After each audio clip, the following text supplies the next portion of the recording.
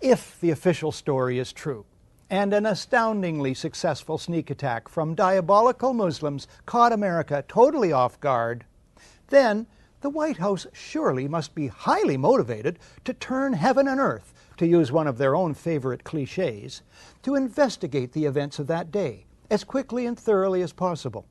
The White House must rush to appoint a respected chairman and commissioners, give them the widest powers to call witnesses, spare no expense. Except for the Reichstag fire, that's how it's usually done. 6 days after the sinking of the Titanic, a chairman is appointed to head an investigation. 9 days after Pearl Harbor, the first of 4 investigative commissions is struck. The JFK assassination, the Challenger disaster, 7 days each. How many days after 9/11 is it that President Bush names someone to head an investigation? This commission has been charged with a crucial task. Call it foot dragging. And then, who does Bush appoint? He appoints Henry Kissinger. Naming Kissinger sets a new standard for cynicism, or for being out of touch, or both. A New York Times editorial suggests the choice was to contain an investigation the White House long opposed. But Kissinger at least is an expert on the date September 11th. It was on that day in 1973 that the CIA-assisted overthrow of the democratically elected government of Chile takes place, masterminded by Kissinger for Richard Nixon. President Salvador Allende is murdered. In his 2001 book, The Trial of Henry Kissinger, Christopher Hitchens notes Kissinger as a crucial figure at all stages of this crime and cover-up. Now, this is in reference to a bloody and unnecessary Kissinger-driven episode in Indochina, which cost the lives of 64 U.S. servicemen. But it also sums up Kissinger's role in the bloody Chilean operation.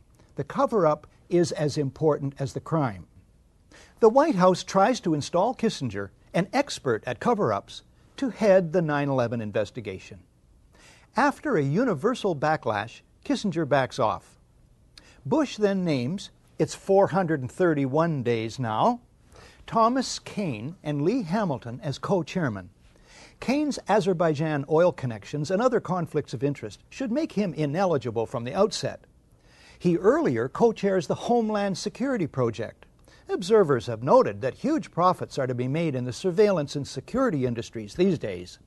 The more alarmed the public, the bigger the profits. As for co-chair Lee Hamilton, Washington investigative journalist Joyce Lynn says he should be called Mr. Cover-Up. He is 0 for 4, she says, in finding any malfeasance in the 4 previous investigative commissions on which he's served. These include the Iran-Contra affair and the October surprise, which denied Jimmy Carter the presidency. The White House chooses all the commissioners. Lynn calls them key insiders rife with conflicts of interest.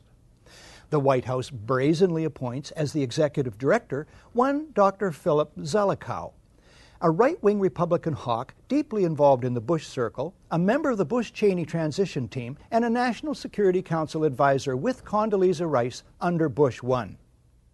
The editor of Vanity Fair, Graydon Carter, sums it up. The Bush White House did everything in its power to derail an open inquiry. Then, when faced with its inevitability, the President and his aides sought to limit its scope, its access, and its funding. The Commission's full title is the National Commission on Terrorist Attacks upon the United States. Reflecting extreme laziness in research and wording, the mainstream media keep referring to it as the Independent 9/11 Commission. This commission was about as independent from White House control and manipulation as the abused prisoners at Abu Ghraib were from their jailers. Mandate. The commission itself says, we're not out to blame anyone. In other words, accountability is not part of the mandate. Budget. In January 2003, the Bush administration allots the commission $3 million. This compares to $5 million for a 1996 commission that looked into casino gambling, and $50 million each for the inquiries into the Columbia shuttle explosion and the Clintons' failed Whitewater deal. The dollar amount is later grudgingly raised but never exceeds $15 million. The White House releases only 25% of 11,000 documents requested. It blacks out portions of the released documents, resists requests that the administration officials testify under oath, and tries to rush the Commission's deadline. After a cat-and-mouse game, Bush and Cheney meet the Commission. But it is behind closed doors. They refuse to testify under oath. No tape recorders are allowed. No transcript is allowed. Bush makes no opening statement, and those taking notes must submit them to security personnel. All of this is what is called in law guilty demeanor. The behavior of the White House in relation to the Commission from start to finish only makes sense if the official story is a lie and the truth needs to be kept secret. The term whitewash doesn't do justice to the report of the 9/11 Commission. Omission-riddled inventive cover-up, maybe? The Commission finds that the ultimate reason the events of 9/11 took place was a failure of imagination. They ought to know. Imagination was something the Commission had in abundance. The Commission imagines U.S. intelligence received insufficient specific warnings of an impending event. Even though CIA head George Tenet says in an unguarded moment that the system was blinking red, the Commission imagines there's nothing to go with. When we return, an American researcher on the number of published warnings.